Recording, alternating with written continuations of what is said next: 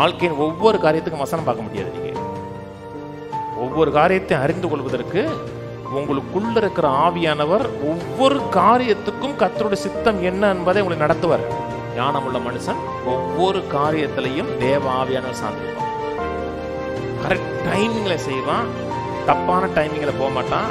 ஒரு ஞானி உள்ள இருக்கிற 24 நேரம் ஞானி இருக்கிற ஒவ்வொரு நாளும் தேவனுடைய நோக்கத்தை நிறைவேற்றுவதற்கு மாம்சத்தை கீழே வச்சுட்டே இருக்கணுங்க.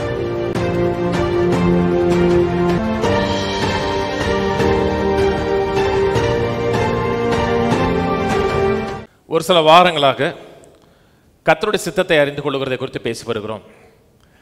தேவன் நமக்கு ஒரு சித்தம் வைத்திருக்கிறார், ஒரு நோக்கம் வைத்திருக்கிறார். அந்த நோக்கத்தை அறிந்து அந்த நோக்கத்தில் வாழுகிறதான் வெற்றி.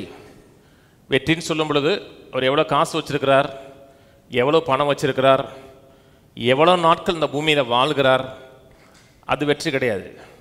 நம்ம எதற்காக தேவன் அனுப்பினாரோ அனுப்பினதை நிறைவேற்றி நல்ல போராட்டத்தை போராடினேன், விசுவாசத்தை காத்து கொண்டேன், ஓட்டத்தை முடித்தேன். நமக்காக நியமிக்கப்பட்ட அந்த இலக்கை அடைந்து பரலோகம் போதுதான் வெற்றியுள்ள வாழ்க்கை. நாம் ஓடும்படியாக ஒவ்வொருவருக்கும் தேவன் ட்ராக் போட்டிருக்கிறார்.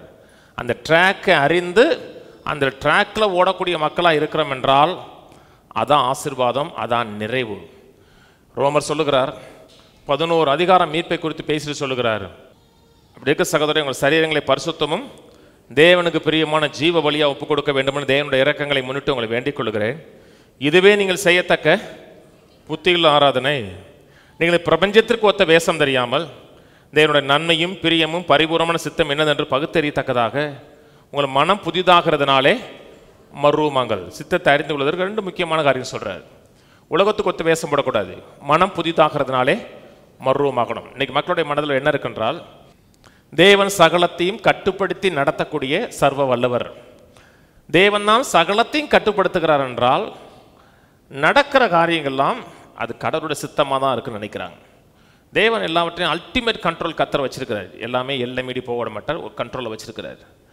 ஆனால் அது கேட்க நல்லா இருக்கும். நடக்கிறதெல்லாம் கடவுளுடைய சித்தம் நினைக்கும் பொழுது அது ராங்காக போயிடும். ஏன்னா எத்தனை தீமையான காரியங்கள் நடக்குது, நன்மையான காரியங்கள் நடப்பது கிடையாது. மக்கள் வாலிப இதில் மறிக்கிறாங்க, வியாதியில் மறிக்கிறாங்க, பூகமத்தில் மறிக்கிறாங்க, கொள்ளை நோயில் மறிக்கிறாங்க, வெள்ளத்தில் மறிக்கிறாங்க. இதெல்லாம் கர்த்தருடைய சித்தமானு கேட்டோம்னா கர்த்தருடைய சித்தம் கிடையாது. ஏன்னா ஒருவரும் கெட்டு போவது கர்த்தருடைய சித்தம் கிடையாது. ஆவிக்குரிய இதிலையும் கெட்டு போகக்கூடாது, சரீரப்பிரகாரம் கெட்டு போகக்கூடாது, பொருளாதாரத்திலையும் கெட்டு போகக்கூடாது. அதான் நமக்கு தேவனுடைய அல்டிமேட் சித்தமாக இருக்கிறது. அப்படி கெட்டு போகாமல் நிறைவாக வாழ வேண்டுமென்றால் உலகத்துக்கு ஒத்த வேஷம் தரிக்கக்கூடாது. உலகத்துக்கு ஒத்த வேஷம் தெரியாமல் தேவனுடைய நன்மையும் பிரியமும் பரிபூர்ணமான சித்தம் என்ன என்பதை நான் வேறு பிரிக்கத்தக்கதாக, வித்தியாசப்படுத்தி பார்க்கத்தக்கதாக எங்கள் மனம் புதிதாகிறதுனாலே நாம் மறுரூபமாகணும். ஒரு ரேடிக்கல் சேஞ்சு ஏற்படணும். இன்றைக்கி அநேக மக்களுடைய ஃபிலாசபி என்னென்னா, எனக்கு எது சரின்னு தெரியுதோ அதை நான் செய்வேன். நீங்கள் ரட்சிக்கப்பட்டிருக்கீங்க, உங்களை விலை கொடுத்து வாங்கியிருக்கிறார், கிரயத்துக்கு கொல்லப்பட்டிருக்கிறீர்கள் என்றால் உங்களுக்கு எது சரின்னு இருக்கிறதோ அதை நீங்கள் செய்யக்கூடாது. அவருக்கு எது சரின்னு இருக்கிறதோ அதை நீங்கள் செய்யணும். ஏன்னா கர்த்தர் அவருக்கு சொந்தமானவெல்லாம் வாங்கியிருக்கிறார் என்றால் உங்களுடைய விருப்பம் நிறைவேற்றுவதற்காக கர்த்தர் அந்த பூமியில் உங்களை வைக்கலை. அவருடைய நோக்கத்தையும் அவருடைய சித்தத்தை நிறைவேற்றுவதற்காக அந்த பூமியில் வைத்திருக்கிறார். அவருடைய சித்தத்தை எப்படி அறிந்து கொள்வது? வசனத்தை சிஸ்டமேட்டிக்காக படிக்கணும். இன்னைக்கு சில அநேக மக்கள் எனக்கு வசனம் தெரியும்னு சொல்கிற மக்களுக்கு கூட வசனத்துடைய பூர்ண வெளிச்சம் இல்லை. வசனத்தை எந்த அளவுக்கு கற்றுக்கொள்வோமோ அந்த அளவுக்கு ஸ்ட்ராங்காக இருக்கணும். வசனத்தில் ஸ்ட்ராங்காக இல்லாத பகுதியில் தான் பிசாசுடைய தாக்குதல் இருக்குது. ஒரு பகுதியில் ஸ்ட்ராங்காக இருக்கீங்க, செழிப்பு குறித்தோ சுகத்தை குறித்தோ நல்வாழ்வை குறித்தோ அந்த பகுதியில் நீங்கள் ரொம்ப ஸ்ட்ராங்காக இருக்கீங்கன்னா அந்த பகுதி உங்கள் பக்கமே பிசாசு வரமாட்டான். சில பகுதியில் சந்தேகம் இருக்கிறது, மற்ற உலக எண்ணங்கள் உள்ள வருவதற்கு நீங்கள் இடம் கொடுத்துருக்கீங்க. தேவனுடைய எண்ணமும் இருக்கிறது, உலக எண்ணமும் இருக்கிறது என்றால் நம்முடைய மனதை ரேடிக்கலாக மாற்றலை. பொருளாதாரத்தில் ஒரு ரேடிக்கல் சேஞ்ச் ஏற்படணும்னா என் மனது முழுவதும் கர்த்தருடைய வார்த்தையினால் மாற்றப்பட்டிருக்கணும். சுகத்திலையும் சரி, 1000 எண்ணங்கள் உலகத்தில் 1000 தகவல்கள் 1000 கொடுத்தாலும் என் வார்த்தை என்னுடைய மனது முழுவதும் வார்த்தையினால் அப்படிக்கே மறுரூபமாக்கப்பட்டிருக்குன்னா சுகமாக வாழ முடியும், தீர்க்காயுசா வாழ முடியும். நம்மை கொண்டு தேவன் செய்ய நினைத்த அத்தனையும் செய்து நிறைவேற்றி போகலாம். அதில் நிறைவேற்றுவதற்கு கையில் காசு இருக்கும். எந்த பகுதியில் பலவீனமாக இருக்கிறோமோ அதனால தான் நமக்கு நேரம் கிடையாதுங்க. இன்னைக்கு நம்ம எல்லாருமே தவறு பண்ணுறோம். நம்ம இதே 1000 வருஷம் இருக்க போகிற மாதிரி நினச்சிக்கிட்டு இருக்கோம். நீங்கள் 120 வருஷம் இருந்தால் கூட கண்ணை மூடி திறக்கிற மாதிரி தான் இருக்குது. நமக்கு நேரம் இல்லை. அதனால் நேரத்தை போக்காதீங்க. நாடகம் பார்க்குறது, அங்கே போய் சுற்றுறது, இங்கே போய் சுற்றுறது, நமக்கு நேரம் இல்லை. நேற்று ஒரு அரசியல் கட்சி தலைவர் சொல்கிறாரு, வெறி கொண்டவங்க மாதிரி வேலை செய்யணுங்கிறான். ஜெயிக்கணும்னா வெறி கொண்டவங்கன்னா தெரியுமாங்க? நாய்க்கு வெறி பிடிச்சிச்சுன்னு என்ன செய்யும்? எல்லாரையும் கடிக்கும். அதான் வெறி கொண்டு வளைகிறது. சொல்கிறான், அப்படி சொல்கிறான், வெறி கொண்டு அலையணுங்கிறான். காலங்களை வீணாக்கிடக்கூடாது. இந்த உலகத்தில் தேவனுடைய நோக்கத்தையும் சித்தத்தையும் நிறைவேற்றணும்னா அந்த வெறி இருக்கணும், தீவிரம் இருக்கணும். வசனத்தை கேட்கணும், வசனத்தை சிந்திக்கணும். அப்படி வசனத்தை சிந்தித்து மனம் புதிதாக இருச்சென்றால் கர்த்தருடைய நன்மையும் பிரியமும் பரிபூர்ணமான சித்தம் நிறைவேறும். நடக்கிறதெல்லாம் இறைவன் சித்தம் தான். கர்த்தர் தான் எல்லாவற்றையும் கட்டுப்படுத்துகிறார் என்றால் உங்கள் மனம் புதிதாக வேண்டிய அவசியமே கிடையாது. இருக்குதுலே ரொம்ப கடினமான காரியம் என்னங்க? மனசை மாத்துறதாங்க. சொல்றாங்களே, என் வீட்டுக்காரர் மாத்திருவன்னு சொல்லி 30 வருஷமா சொல்லிட்டு இருக்காங்க அவங்க. அதாவது கல்யாணம் முடிஞ்சவொன்னே ட்ரெஸ்ஸு மாறிடும். கல்யாணம் முன்னாடி வந்து பேக்கு மாதிரி ட்ரெஸ் போடுவாங்க. கல்யாணம் முடிச்சு பாருங்க, நல்ல ட்ரெஸ் போடுவாங்க, மேட்சாக போடுவாங்க. முன்னாடி வந்து வெள்ளை கலர் பேண்ட்டு, வெள்ளை கலர் சட்டை போட்டு போவாங்க. கல்யாணம் முடிச்சு பாருங்க, ட்ரெஸ்ஸில் ஒரு அழகு இருக்கும். அவளை மட்டும்தான் நீங்கள் மாற்ற முடியும். அது ரொம்ப ஈஸி. ட்ரெஸ்ஸை மாற்றுறது, உணவை மாற்றுறது ஈஸி, மனதை மாற்றுறது கஷ்டம். கர்த்தருக்கு ஏன் இவ்வளோ போராடுறார் நம்மளோட? ஒவ்வொரு ஞாயிற்றுக்கிழமை ஏன் இவ்வளோ போதிக்கிறோம்னா, உங்களை ஆவியை மாற்றுறது கூட அவ்வளோ கஷ்டமாக தெரியலங்க அவருக்கு. இன்சிடெண்ட்டாக படக்குன்னு மாற்றிட்டு போயிட்டாரு. மனது மாற்றுறது அவ்வளோ கஷ்டமாக இருக்கிறது.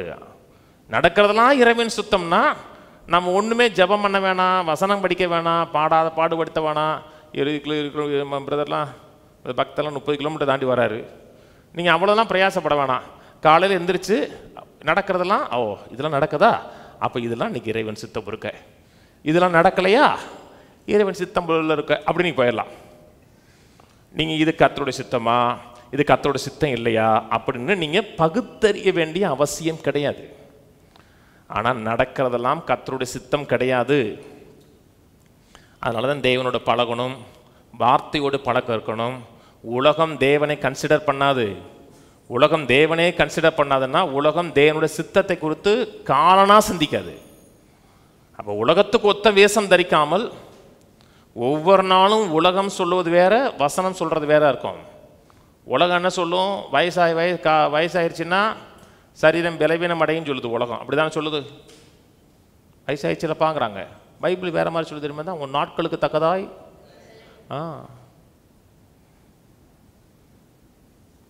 நாலு ஏற ஏற ஸ்ட்ரென்த் ஏறிட்டே இருக்கணும். 35 வயசு பையனோட 80 வயசால் சண்டை போட்டோம்னா 80 வயசால் தான் ஜெயிக்கணும். பைபிள் அப்படி உள்டாவா பேசுது. உலக எண்ணத்துக்கு விரோதமாக தேவனுடைய எண்ணத்தை உள்ள புகுத்துகிறோம் என்றால் மனது மர்வமடையும். மனது எந்த அளவுக்கு வார்த்தையினால் மர்வமடையுதோ அதற்கு ஏற்ற விதத்தில் பாடி செயல்படும். சரீரத்தை கவனம் பண்ணுகிற, சரீரத்தை ஆளுகை செய்கிறது என்னது? மனது தான் கவனம் செலுத்துது. இன்னைக்கு எத்தனை மக்கள் கர்த்தர் வேணாங்கிறான். நீங்கள் என்ன தான் சொல்லி பாருங்க, நல்லா தான் சார் இருக்கு, இன்னொரு நாளைக்கு வரைக்கிறான்.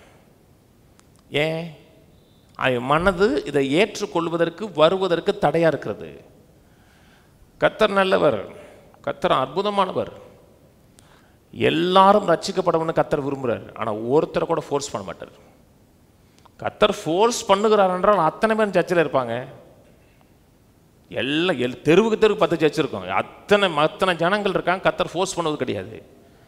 இன்னைக்கு உலகத்தில் கோடிக்கணக்கான மக்கள், நான் சொல்றது கோடிக்கணக்கான மக்கள் கர்த்தருடைய சித்தத்துக்கு டோட்டலாக வெளியே இருக்காங்க. டோட்டலாக கர்த்தரை அறியாத மக்கள், ரட்சிக்கப்படாத மக்கள் டோட்டலாக கர்த்தருடைய சித்தத்துக்கு வெளியே நிற்கிறாங்க. அவங்க கத்த தெரியாது, அவங்க வாழ்க்கைக்கு நோக்கம் தெரியாது, டோட்டலாக வெளியே இருக்கிறாங்க. நம்ம டோட்டலாக வெளியே இல்லை, ரட்சிக்கப்பட்டோம், கர்த்தருடைய சித்தத்தை ஒரு பாட்டு அறிஞ்சுக்கிட்டோம், நரகம் போக மாட்டோம், இயேசு தான் ஆண்டவர் அறிஞ்சிருக்கிறோம், அவருடைய பிள்ளைகளாக இருக்கிறோம், அவருடைய குடும்பத்தில் மறுபடியும் பிறந்திருக்கிறோம். இப்போ டோட்டலாக வெளியே இல்லை, உள்ளே வந்துட்டோம். ஆனால் தேவன் நமக்காக ஒரு நோக்கம் வச்சிருக்கிறார், ஒரு திட்டம் வச்சிருக்கிறார். நாம் செய்து நிறைவேற்ற வேண்டிய ஒரு பணின்னு ஒன்று இருக்கு. அந்த பணியை நிறைவேற்ற வேண்டுமென்றால் உலகத்துக்கு ஒத்த வேஷம் தெரியாமல் கர்த்தருடைய நன்மையும் பிரியமும் பரிபூர்ணமான சித்தம் என்ன என்பதை பகுத்தறிந்து வாழ வேண்டுமென்றால் வசனத்தை கொண்டு மனதை சேஞ்ச் பண்ணிகிட்டே இருக்கணும். அநேக மக்கள் சொல்கிறாங்க கர்த்தருடைய சித்தத்தை அறிய முடியாதுங்கிறாங்க. அறிய முடியாதுன்னா வாசிக்கிறேன், எபேசியர் 5 படிப்போம். எபேசியர் 5:15. ஆனபடியினாலே நீங்கள் ஞானமற்றவர்களாய் நடவாமல் ஞானம் உள்ளவர்களைப் போல் கவனமாக நடந்து கொள்ளப்பட்டு. ஒரு ரட்சிக்கப்பட்ட மனுஷன் ஃபூல் மாதிரி நடக்க முடியுமா? என்னங்க நான் டெய்லி 100 பேரை காமிக்கிறேன் உங்களுக்கு. ரட்சிக்கப்பட்ட மனுஷன் ஃபூல் மாதிரி நடக்க முடியுமா? நடக்க முடியும். அற்ற ஃபூல் மாதிரி மதியிட்டவன் நடக்க முடியும். ஆனபடினாலே நீ ஞானமற்றவர்களை போய் நடவாமல் ஞானம் உள்ளவர்களாய் கவனமாய் நடந்து கொள்ள பார்த்து நாட்கள் பொல்லாதவைகள் ஆனதால் காலத்தை நாம் வேஸ்ட் பண்ணுகிற ஒவ்வொரு நாளும் நம்ம ஃபுல்லாக நடந்துட்டோம்னு அர்த்தம். ஒரு நாளை டோட்டலாக வேஸ்ட் பண்ணிட்டோம், அந்த நாளில் நம்ம ஒன்றுமே செய்யலைன்னா அந்த நாளில் நம்ம ஒய்ஷா நடக்கலைன்னு அர்த்தம். நம்ம கல்டிவேட் பண்ணலை. நீ வேலைக்கு போகிறத பற்றி பேசுகிறாங்க, வேலைக்கு போகணும், கட்டாயம் போகணும். வேலைக்கு போயிட்டு சும்மா அப்படியே காலத்தை அப்படியே தள்ளிட்டு போகிறோம், சும்மாவே அப்படியே சாதாரண மனுஷன் லோக மனுஷன் மாதிரி வாழ்கிறோம்னா அந்த நாளை நம்ம வேஸ்ட் பண்ணிட்டோன்னு அர்த்தம். இன்னைக்கு எத்தனை மக்கள் நாட்களை வீணாக்குறாங்க. ஒவ்வொரு நாளும் சொல்லணும், நான் ஃபூல் கிடையாது, நான் ஞானி. நான் செய்கிற எந்த ஒரு காரியமும் ஞானமற்ற செயலாக இருக்கக்கூடாது, ஞானமுள்ள செயலாக இருக்கணும். கர்த்தரை மகிமைப்படுத்தக்கூடிய காரியமாக இருக்கும்னா அது கர்த்தருக்கு பிரியமாக இருக்கும். நாட்கள் பொல்லாதவைகளானதால் காலத்தை பிரயோஜனப்படுத்திக் கொள்ளுங்கள். ஆகையால் நீங்கள் மதியற்றவர்களாக இராமல் கர்த்தருடைய சித்தம் என்னதென்று உணர்ந்து கொள்ளுங்கள். யாருக்கு பேசுகிறாரு? விசுவாசிக்கு பேசுகிறாரு. நீங்கள் மதியற்றவர்களாக இருந்தாங்க, கர்த்தருடைய சித்தம் என்னதென்று உணர்ந்து கொள்ளுங்கள். உணர்ந்து கொள்ளுங்கன்னு அர்த்தம் அண்டர்ஸ்டாண்ட் பண்ணிங்கிறாரு. அப்போ அண்டர்ஸ்டாண்ட் பண்ணிங்கன்னா என்ன அர்த்தம்னா சில காரியம் கர்த்தருடைய சித்தம் இல்லை, சில காரியம் கர்த்தருடைய சித்தமாக இருக்கிறது. அதை நீங்கள் அண்டர்ஸ்டாண்ட் பண்ணுங்க, டிசர்ன் பண்ணுங்க, உணர்ந்து கொள்ளுங்கன்னா வேறு பிரித்து பாருங்கிறாரு. கொலோசியர் திருப்போம், கொலோசியர் 4ஆம் அதிகாரம், கொலோசியர் 4:12. எப்பாப்ராவும் உங்களை வாழ்த்துதல் சொல்லுகிறான், உங்களை சேர்ந்தவனும் கிறிஸ்துவின் ஊழியக்காரனுமாகிய இவன் நீங்கள் தேவனுக்கு சித்தமானவர்கள் எல்லாவற்றிலும் தேறினவர்களாயும் பூரண நிச்சயம் உள்ளவர்களாயும் நிலைத்திருக்க வேண்டும் என்று தன் ஜெபங்களில் உங்களுக்காக எப்பொழுதும் ஒவ்வொரு நாளும் போராடுறான். எதுக்கு போராடுறான்னா தேவனுக்கு சித்தமான எல்லாவற்றிலையும் தேறி இருக்கணும், அதே நேரத்தில் பூரண நிச்சயம் உள்ளவர்களாய் நிலைத்திருக்க வேண்டும் என்று ஒவ்வொரு நாளும் ஜெபிக்கிறார். என்றால் உலகத்தில் நடக்கிற அத்தனை காரியம் தேவ சித்தம் கிடையாது. இது தேவ சித்தம், இது தேவ சித்தம் இல்லைன்னு அறிந்து அதில் நடக்கக்கூடிய ஆளாக இருக்கிறோம் என்றால் நம்ம ஞானமுள்ள ஆளாக இருக்கிறோம்னு அர்த்தம். கையில் ஊதி சொல்லுவோம், நான் தேவ ஞானத்தினாலே நிறைந்திருக்கிறேன், எனக்குள்ளே ஞானத்தின் ஆவியானவர் வாசம் பண்ணுகிறார். நான் என் நாட்களை வீணாய் போக்காதபடி ஒவ்வொரு நாளும் கர்த்தருடைய சித்தத்தை அறியவும் அதில் தேரவும் அதில் நிலை நிற்கவும் நான் விரும்புகிறேன். ஆமேன், ஆமேன். சங்கீதம் 143 எடுப்போம். சங்கீதம் 143:10. இது நம்ம டெய்லி ஜெபிக்க வேண்டிய ஒரு ஜெபம்.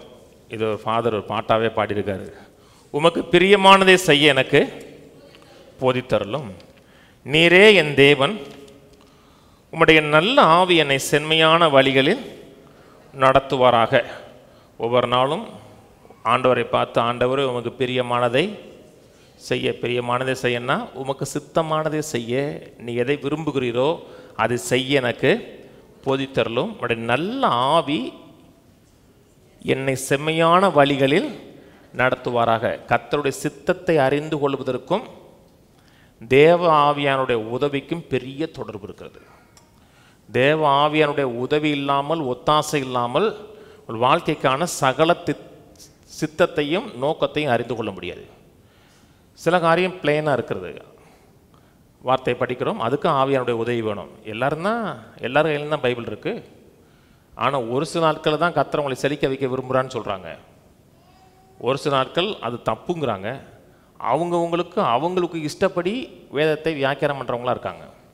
இன்றைக்கி ஒருத்தரெல்லாம் தற்செயலாக பார்த்தேன், உள்ளே படிக்கலை, உள்ளே போகல, யூடியூப்பில் ஒருத்தர் பேசியிருந்தார். நீங்கள் பரிசுத்த ஆவியை பெற்றிருக்கிறீர்கள் என்றால் அந்நிய பாஷை பேசணும்னு சொல்கிறது வேதத்துக்கு புறம்பானதுங்கிறாரு. அவர் எந்த பைபிள் படிச்சிருக்காருன்னு தெரியல. அவர் பெரிய ஞானி மாதிரி பேசுவார். உலகத்துக்கு அந்த சர்வலோக நியாயாதிபதி 10 அவர். நல்லா கவனிங்க. நீங்கள் பரிசுத்த ஆவியை பெறுகிறது வேற, ரட்சிக்கப்பட்டோன்னு ஆவியான உள்ள வராரா? உள்ள வரார், அது வேற. ஆனால் பரிசுத்தாவின் அபிஷேகத்தை பெற்றிருக்கிறீர்கள் என்றால் நீங்கள் கட்டாயம் அந்நிய பாஷை பேசணும். நான் வேணா என்கிட்ட வாங்க, வசனமாக அப்போஸ்தலர் நடபடிகளை காமிக்கிறேன். ஏன்னா இன்னொரு மக்கள் எது நடிப்பில் கேட்குறாங்கன்னா, எல்லாரும் அந்நிய பாஷை பேசுகிறார்களான் இருக்கா? எல்லாரும் அந்நிய பாஷை பேசுகிறாங்களா? இல்ல. அங்கே பேசுறது வரத்தை மென்ஷன் பண்ணுறாரு. எல்லாரும் தீர்க்க தரிசனம் சொல்லுகிறார்களா? அதில் தாங்க வருது அந்த வசனத்தை. அதுதான் எல்லாரும் தீர்க்க தரிசனம் சொல்கிறாங்களா? கிடையாது. அது வரம். 9 வரம் இருக்கா? 9 வரத்தில் 8வது வரம் பற்பல பாஷைகளை பேசக்கூடிய வரம். அந்த வரத்தை ஆவியானவர் தமக்கு சித்தமானவனுக்கு பகிர்ந்து கொடுக்கிறார். அந்த அந்நிய பாஷைங்கிற வரம் செயல்படுச்சுன்னா இன்டர்பிரேஷன் இருக்கும். நான் சொன்னது புரியுதுங்களா? ஆனால் கவனிக்கிறீங்களா? அதனால தான் வேதத்தை ஒவ்வொன்றும் ஒத்து பார்க்கணும். நீங்கள் எல்லோரும் அந்நிய பாஷை பேச வேண்டும் என்று விரும்புகிறேங்கிறார். இருக்கா? எல்லோரும்னா எல்லாரும் தான், சிலர் இல்லை, எல்லாரும். எப்போ ஏன் வேதம் மாற்றி பேசுதா? எல்லாரும் பேசுகிறார்களாங்கிறாரு, அப்புறம் எல்லாரும் பேச வேண்டுங்கிறாரு. இது வரம், அந்நிய பாஷைங்கிற வரம். எல்லாரும் தீர்க்கதரிசிகளா? அது வரம். ஆனால் அந்நிய பரிசுத்தாவின் அபிஷேகம் இருக்கு பார்த்தீங்களா? அது மாம்சமான யாவர் மேலும் ஊற்றுவேனர். உங்களுக்கு மாம்சம் இருக்கா? ரட்சிக்கப்பட்டிருக்கணும். அப்புறம் மாம்சம் இருந்துச்சுன்னா அத்தனை பேரும் அந்நிய பாஷை பேசலாம். அந்நிய பாஷை பேசுகிறது வேற, அந்நிய பாஷை கிஃப்ட்டுங்கிறது வேற. ஒவ்வொரு போதனையும் நீங்கள் வேறு பிரித்து வித்தியாசம் படுத்தி பார்க்கறதுக்கு பரிசுத்தாவியோட உதவி வேணும். சில தரித்திரர்கள் தான் பரலோகம் போவாங்கிறாங்க, அவங்கள்ட்ட பரிசுத்தாவி இல்லையா? இருக்குல்லங்க. ஒவ்வொரு காரியத்தையும் ஆண்டவரே இங்கே இப்படி சொல்லுது, இங்கே இப்படி சொல்லுது அப்படின்னு ஒவ்வொன்றும் இனி பகுத்தறிந்து வேறு பிரித்து பார்ப்பதற்கு பரிசுத்தாவியின் உதவியோடு உங்கள் மனதும் மர்வமாயிருக்கணும். அப்படி பார்த்தோம்னா அந்த காரியத்தை நீ ஜெபிக்க வேணாம். நான் செழிப்பா இருக்க தேவ சித்தமா? ஆண்டவரே நான் 40 நாள் உபவாசம் பண்ண போகிறேன், வேணுமா? வேணாம். 40 மணி நேரம் 8 மணி நேரம் நீங்கள் கொடுத்தீங்கன்னா செழிப்பு தேவ சித்தம்னு ஒன்று போதிச்சிருக்கேன், அதை கேளுங்க. அதுக்கெல்லாம் ஜெபிக்க வேணாம். வார்த்தையில் பிளைனாக இருக்குன்னா அப்படி ஏற்றுக்குங்க, தர்க்கம் பண்ணக்கூடாது. பிரியமானவனே உன் ஆத்துமா வாழுகிறது போல எல்லாவற்றிலும் வாழ்ந்து செழிப்பாக இருக்கணும். வாழ்ந்து சுகமாக இருக்கணும், செழிப்பாக இருக்கணும். தம்முடைய ஊழியக்காரருடைய செழிப்பை விரும்புகிற தேவன், சுகத்தை விரும்புகிற தேவனுக்கு சோத்திரம் இருக்கு. அதுக்கு ஜெபிக்கணுமா? அதெல்லாம் நீங்கள் பைபிளில் படித்தாவே தெரிஞ்சிருங்க, கவனிச்சிட்டே வாங்க. ஆனால் யாரை கல்யாணம் பண்ண உங்களுக்கு தெரியுமா? எனக்கு ரூபி ராஜி செல்வியை தெரியறதுக்கு முன்னாடி ரூபி சார் அதான் வார்த்தையே தெரியாது. எனக்கு ரூபின்னா ஏதோ ரூபி டைமண்ட் அப்படித்தான் எனக்கு தெரியும். நானும் தான் பைபிள் படித்தேன். ஒரு இடத்துல கூட இல்லை, ஆனால் ரூபின்னு இருக்கு. அந்த பரலோகத்தில் அந்த கல்லுகள்லாம் இருக்கு பார்த்தீங்கன்னா, அந்த கல்லில் ஒரு கல் இருக்கு. அப்படி யாரும் சொல்லலை இந்த இடத்துல நீங்கள் வேலை செய்யணும், இன்னார கல்யாணம்னு பைபிள் இருக்கா? இல்லை. அதுக்குத்தான் ஆவியானுடைய உதவி வேணும். சிலதுக்கு வசனத்தை பார்த்து தெரிஞ்சுக்கலாம். வாழ்க்கையின் ஒவ்வொரு காரியத்துக்கும் வசனம் பார்க்க முடியாது. நீங்கள் ஒவ்வொரு காரியத்தையும் அறிந்து கொள்வதற்கு உங்களுக்குள்ள இருக்கிற ஆவியானவர் ஒவ்வொரு காரியத்துக்கும் கர்த்தருடைய சித்தம் என்ன என்பதை உங்களை நடத்துவார். அதனால தான் ஆண்டவர் சொன்னால் உங்களை திக்கற்றவளாக விட மாட்டேனார். திக்கற்றவனா என்னங்க? எங்கே போகிறோன்னு தெரியாமல் நிற்கிறதுங்க. திக்கு தெரியாமல் நிற்கிறேங்க நாங்கள். பார்த்தீங்களா, போகணுன்னு தெரியுது, எங்கே போகணுன்னு தெரியலையே. அதான் நமக்கு போகணுன்னு தெரியணும், எங்கே போகணுன்னு தெரியணும். ஏன்னா நமக்கு வந்து திக்கற்றவள்ள ஆவியானவர் இருக்கிறார். ரோமர் 8 திருப்புவோம். அதனால தான் வழி நடத்தப்படுவதற்கும் ஆவியானுடைய உதவிக்கும் பெரிய தொடர்பு இருக்குது. நமக்கு பிரியமானதை செய்ய நம்முடைய நல்ல ஆவியானவர் செம்மையான பாதைகளை நடத்துவாராங்கிறாரு. ரோமர் 8:11. அன்றியும் இயேசுவை மரித்தோர்ந்து எழுப்பினவருடைய ஆவி உங்களில் வாசமாயிருந்தால், கிறிஸ்துவை மரித்தோர்ந்து எழுப்பினவர் உங்களில் வாசமாயிருக்கிற தம்முடைய ஆவியினாலே சாவுக்கேதுவான உங்களை சரீரங்களை உயிர்ப்பிப்பார். ஆவியான நமக்குள்ள வாசமாக இருக்கிறாரா? அந்த ஆவியானவர் சரீரங்களை உயிர்ப்பிப்பார்னா அவருடைய லைஃபை நம்முடைய சரீரத்தில் அனுபவிக்க பண்ணுவார், எக்ஸ்பீரியன்ஸ் பண்ண வைப்பார். நாளாக சரீரத்தில் மரணம் வேலை செய்தல. ஆனால் மரணம் வேலை செய்கிறத காட்டிலும் ஆவி உங்களுக்கு அதிகமாக வேலை செய்து உள்ள இருக்கிற லைஃபை இந்த பாடியில் அனுபவிக்க வைப்பார், ஒரு எக்ஸ்பீரியன்ஸ் கொண்டு வருவார். அப்படி சொல்லிட்டு 14ஆம் வசனம், எவர்கள் தேவனுடைய ஆவியினால் நடத்தப்படுகிறார்களோ அவர்கள் தேவனுடைய புத்திரனாக இருக்கிறார்கள். அந்தபடி திரும்பவும் பயப்படுவதற்கு நீங்கள் அடிமைத்தனத்தின் ஆவியை பெறாமல் அப்பா பிதாவே என்று கூப்பிட பண்ணுகிற புத்திர சுகாரத்தின் ஆவியை பெற்றீர்கள். நமக்குள்ள இருக்கிற ஆவியானவர் உயிர்ப்பிக்கிற ஆவியானவங்கிறார். சரீரத்தை மட்டும் உயிர்ப்பிக்க மாட்டார், உங்கள் ஆவியையும் உயிர்ப்பிக்கிறார், உங்கள் மனதையும் உயிர்ப்பிக்கிறார். உங்களுக்குள்ள இருந்து ஒரு டெஸ்டிமனி கொடுக்குறார், ஒரு சாட்சி கொடுக்குறார். ஒவ்வொரு ரட்சிக்கப்பட்ட மனிதனுக்குள்ளேயும் ஒரு சாட்சி சொல்லுகிறார். அந்த சாட்சி சத்தமாக கேட்காது. இன்னைக்கு அது கேட்குதா? மகனே நீ என்னுடைய பிள்ளை அப்படி என்னைக்கு கேட்டிருக்கா? ஆனால் உங்களுக்கு தெரியுமா நீங்கள் ரட்சிக்கப்பட்டிருக்கீங்களா? எப்படி தெரியும்? தெரியும், விளக்க தெரியாது, தெரியும். எப்படி தெரியும்னா நம்முடைய ஆவியிலிருந்து ஆவியானவர் நமக்கு சாட்சி கொடுக்கிறாக. ஆவிக்கும் நடுவில் ஒரு உயிர்ப்பித்தல் நடந்து கொண்டே இருக்கிறது. நாம் தேவனுடைய பிள்ளை என்று மட்டும் சொல்றதில்ல, மற்ற எல்லா காரியங்களையும் அறிந்து கொள்வதற்கும் ஆவியான உதவி செய்கிறார். நீ கர்த்தருடைய பிள்ளை அப்படின்னு சொல்றது மட்டுமில்ல, ஆவியானவருக்கு சகலமும் தெரியும். ஆவியானவருக்கு தெரியாத ஒரு காரியம் கூட கிடையாது, அத்தனையும் ஆவியானவர் தெரியும். பிள்ளைன்னு சொல்றது மட்டும் இல்லை, இந்த பிள்ளையை எதுக்காக டிசைன் பண்ணினார் அதையும் சொல்லுவார். யோவான் திருப்போம், யோவான் 14. அதை இன்னைக்கு தான் யோவான் 14 படித்தோம் எங்கள் வீட்டில் காலேஜ் ஜபத்துக்கு. இன்னைக்கு தான் படித்தோம். அது படித்து முடிஞ்ச உடனே எனக்கு 31ஆம் வசனம் படிச்சோன்னா எனக்கு ரொம்ப சந்தோஷமாக இருந்துச்சு. எப்படி சந்தோஷமாக இருந்துச்சுன்னா, நான் பிதாவில் அன்பாக இருக்கிறேன் என்றும் பிதா எனக்கு கட்டளையிட்டபடியே செய்கிறேன் என்றும் உலகம் அறியும்படிக்கு இப்படி நடக்கும். எழுந்திருங்கள், இவ்விட விட்ட போவோம், வாருங்கள் என்றார். அதுக்கப்புறம் 3 சாப்டர் பேசுகிறார். எழுந்திருங்கள், இவ்விட விட்டு போவோம், வாருங்கள். அப்படின்னா என்ன செய்யணும்? பேச்சை நிப்பாட்டணும். அவர் அதுக்கப்புறம் 15ஆம் அதிகாரம் பேசுகிறாரு, 16ஆம் அதிகாரம் பேசுகிறாரு, 17ஆம் அதிகாரம் ஜெபம் பண்ணுறார். அதனால தான் அன்றைக்கி ஒரு சொன்னார், நீ கடைசின்னு சொல்லி 7 தடவை சொன்னீங்க பாஸ்டர் என்கிட்ட. நான் பைபிள் ஆதாரத்தின்படி தான் சொல்கிறேன். அப்போஸ்தலனாகிய பவுல் பிலிப்பியர் 4 சொல்கிறார், கடைசியாக சகோதரர்ன்னு சொல்லதுக்கப்புறம் அதுக்கப்புறம் 15 வருஷம் பேசுகிறாரு. நீங்கள் சொன்ன பசங்க பொய் சொல்லலை, இவர் பைபிளுக்கு ஆதாரம் இருக்குது. இங்கே சொல்கிறாரு, நான் போகிறேன், போனதுக்கப்புறம் நான் ஒரு தேற்றவாளனை அனுப்புவேன்னு சொல்கிறாரு. 26ஆம் வசனம், என் நாமத்தினால பிதா அனுப்ப போகிற பரிசுத்த ஆவியாகிய தேற்றவாளனே எல்லாவற்றையும் உங்களுக்கு போதித்து நான் சொன்ன எல்லாவற்றையும் போதிப்பார்.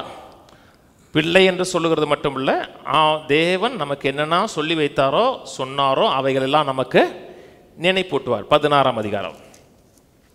இதெல்லாம் மேலறையில் பேசக்கூடிய தொடர்ச்சியான சத்தியம். 16, 13.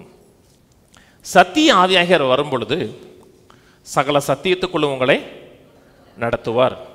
அவர் தம்முடைய சுயமாய் பேசாமல் தான் கேள்விப்பட்ட யாவையும் சொல்லி வரப்போகிற காரியங்களை உங்களுக்கு அறிவிப்பார். வரப்போகிற காரியங்களை அறிவிப்பார். அந்த வரப்போகிற காரியத்தில் ஒரு காரியம் உங்கள் வாழ்க்கைக்கான தேவனுடைய பிளான், நோக்கம். வரப்போகிற காரியம்னா என் டைம் மட்டுமல்ல, உங்கள் வாழ்க்கையில் நீங்கள் செய்ய போகிற ஒவ்வொரு காரியத்தையும் ஆவியானவர் அறிவிப்பார். கவனி,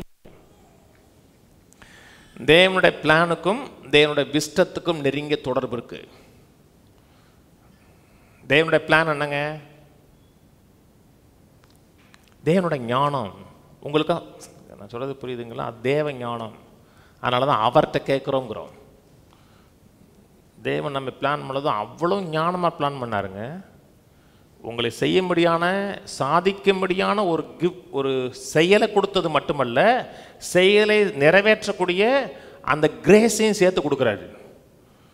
தேவனுடைய ஒவ்வொரு பிளானும் தேவனுடைய ஒவ்வொரு ஞானம். அதனால தான் உங்களுக்கு ஞானத்தில் குறைவுள்ளவன்னா கர்த்தரிடத்தில் கேட்கணும். தேவன் நமக்காக வைத்திருக்கிற ஞானம், பிளான் என்பது பிரம்மாண்டமானது. எரேமியால சொல்றாரு இல்லையா, உங்களுக்கென்று நான் வகுத்திருக்கிற திட்டங்கள் எனக்கு தெரியுங்கிறாரு. அவர் வைத்திருக்க திட்டங்கள் பிரம்மாண்டமானது, மேன்மையானது. ஆனால் அட் அ டைமாக அத்தனையும் காமிக்க மாட்டார். ஒன் ஸ்டெப்பை தான் காமிப்பார். கர்த்தரோடு நடக்கக்கூடிய அந்த ஜேர்னியில் தானே கர்த்தருடைய சித்தத்தை கொஞ்சம் கொஞ்சமாக அறிந்து கொள்ள முடியும். ஸ்டெப் பை ஸ்டெப்பாக நடப்பார்.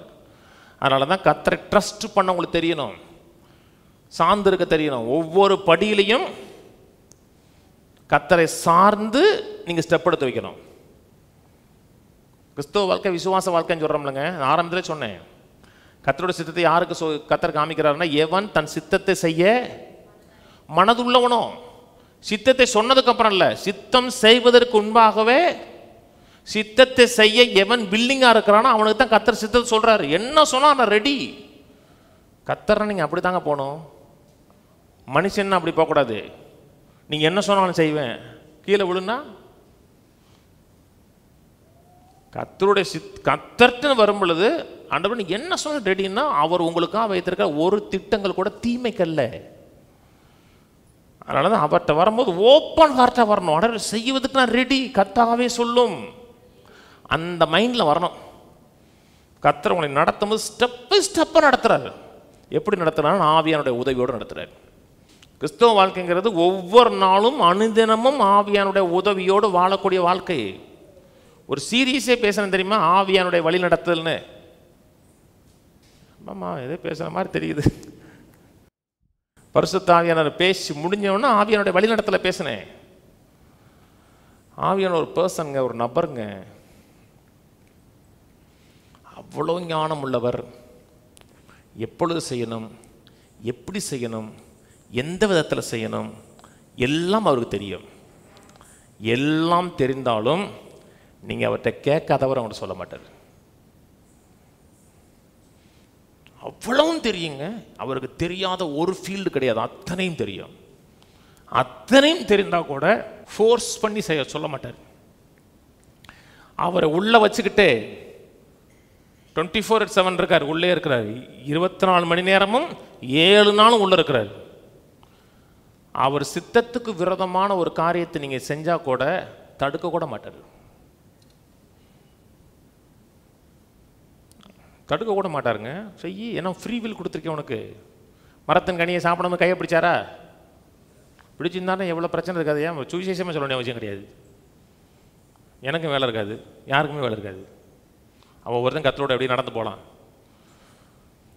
அதனால தான் வேதம் சொல்லுகிறது, கர்த்தருக்கு பயப்படுவதே ஞானத்தின் ஆரம்பம்னா கர்த்தருக்கு மரியாதை கொடுப்பது. ஒவ்வொரு காரியத்தை ஆண்டவர் நீங்கள் என்ன சொல்கிறீங்க, என்ன விரும்புகிறீங்க, இதை குறித்து உங்களுடைய நோக்கம் என்னன்னு ஒவ்வொரு காரியத்துக்கும் அவற்றை நீங்கள் ஆலோசனை பண்ணணும். ஒவ்வொரு காரியத்துக்குங்க. அப்போ ஒரு நாளைக்கு 100 காரியம் இருக்கு, 100 கேளுங்க. பைபிள் சொல்லுது, உன்னை ஞானி என்று என்ன, அதை நீதிமொழியில் 3 வாங்க. 5ஆம் வசனம் போடுப்பா. உன் சுய புத்தியின் மேல் சாயாமல் உன் முழு ஈரத்தோடும் கர்த்தரிடத்தில் நம்பிக்கை இருந்து உன் வழிகளில் எல்லாம் அவரை நினைத்துக்கொள், அப்பொழுது அவர் உன் பாதையை செவைப்படுத்துவார். உன்னை ஞானி என்று எண்ணாதே. கர்த்தருக்கு பயந்து மரியாதை கொடுத்தாதான் ஞானத்துக்கு ஆரம்பம். ஞானி என்று எண்ணாத, எல்லாம் தெரியும் நினைக்காத, எல்லாவற்றையும் நான் பகுத்தறிந்து அலசி ஆராய்ஞ்சு அப்படியே 1 1 2 அப்படியே கணக்கு பார்த்து அப்படியே நான் முடிவு எடுத்துருவேன். முடியாது. உங்களுக்கு எல்லாமே தெரியாது, அவருக்கு எல்லாம் தெரியும். கர்த்தருடைய சித்தத்தில் நடக்கணும், கர்த்தருடைய நோக்கத்தில் நடக்கணும்னா ஒவ்வொரு நாளும் கர்த்தர்ட்ட கேளுங்க, ஒவ்வொரு காரியத்துக்கும் கேளுங்க. வீட்டில் சின்ன சின்ன காரியத்துக்கெலாம் கேட்குறாங்க. இட்லி செய்வா தோசை செய்வான்னு கேட்குறீங்களேங்க. நீங்கள் என்ன செஞ்சாலும் சாப்பிட தான் போகிறாங்க. கர்த்தர்ட்ட ஒரு வார்த்தை கேளுங்க, ஆண்டவரே இதை செய்யலாமா, இது செய்யக்கூடாதா, அவர்கிட்ட கேளுங்களேன். கர்த்தர் மட்டும் பேசுவாரா? சொப்பனம் காமிக்க மாட்டார். ரொம்ப பேர் சொப்பனம் பார்த்தா தான் ஆவிக்குறின்னு நினைக்கிறாங்க. சொப்பனம்லாம் காமிக்க மாட்டார். சத்தம் கேட்காது, உள்ள தெரியும். ஒவ்வொரு காரியத்தையும் கர்த்தர்ட்ட கேட்டுவாங்க. வரப்போகிற காரியங்களை உங்களுக்கு வரப்போகிற காரியங்களை அறிவிக்கிறது மட்டுமல்ல, அந்த வரப்போகிற காரியத்தை எப்படி எப்படி செய்யணும், எப்பொழுது செய்யணும் சொல்லி கொடுப்பாரு. கர்த்தருடைய நோக்கத்தில் ஒரு முக்கியமான காரியம் டைமிங்கு. ரொம்ப பேருக்கு சித்தம் தெரியும், ராங் டைமிங் ராங்காக இருக்கும். டைமிங் ராங்காக இருந்தால் கூட வேஸ்ட்டு. நாளைக்கு பிரியாணி செய்யணும், இன்னைக்கு நைட்டு செஞ்சு வைங்க, வேஸ்ட்டு. விடிஞ்சா குப்பையில் போடுறோம் தான் செய்யணும். அது நோக்கம் தெரியறது மட்டுமல்ல, நோக்கத்தை நிறைவேற்றுவதற்கு கரெக்ட் டைமிங் தெரியணும். டைமிங் உங்களுக்கு தெரியுமா? அவருக்கு தெரியும். வாசிப்போம் பிரசங்கி 3ஆம் அதிகாரம். எல்லாவற்றுக்கும் ஒரு காலம் உண்டு. எல்லாவற்றுக்கும் ஒரு காலம் உண்டு. காலம் உண்டுனா ஒரு சீசன் உண்டு. சீசன்னா ஒரு ஒரு பீரியட் ஆஃப் டைம். இன்னும் நமக்கு மாங்காய் சீசன் ஆரம்பிக்கலை. மாங்காய் சீசன் ஆரம்பிச்சிருக்கலாம், மேபி வருதான்னு தெரியல. மாம்பழ சீசன் ஆரம்பிக்கலை இல்லையா? என்ன 2 மாதமாக 3 மாதமாக அதை நினைக்கிறேன். எங்கள் வீட்டு மரம்லாம் இப்போ தான் பூத்துருக்கு. அது பூத்து எப்போ தான் காய்ச்சி ஃபார்ம் ஆக போதில்லை. இப்போ தான் பூக்கவே செய்யுது. ரொம்ப நல்லது தான். எல்லோரும் சாப்பிட்டு முடிஞ்சதுக்கப்புறம் நம்ம சாப்பிட்லாம். சின்ன வயசில் அப்படிலாம் இல்லை பார்த்தீங்களா? சில பிள்ளை சாப்பிடவே சாப்பிடாது, கடைசியில் வச்சுட்டே இருக்கும்.